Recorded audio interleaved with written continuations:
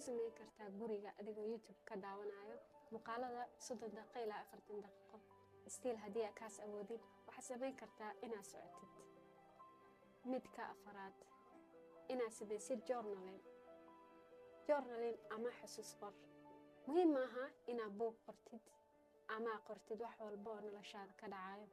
Laakiin journaling wuxuu ka saacidayaa inaad isku aadisid ama isku toosid fikradahaaga kuwa ku anfacayo. Sidoo kalena inaad maskaxdaada ku nadiifisid. Midka shanaad ama u dambeeya, inaad dhageystid podcast. Sanadii u dambeeyay waxaa aad u soo batay podcast-yada. Waxaad ku heli kartaa Soomaali, English iyo Carabi. Mowduuc ku anfacayo keli kadibna wax badan ayaad ka faa'iideysaa. Muuqaalka xiga waxaa idinla wadaagi doonaa habka ugu fudud ee caadooyinka lagu abuuri karo iyo buugga ku habboon inaad akhrisid.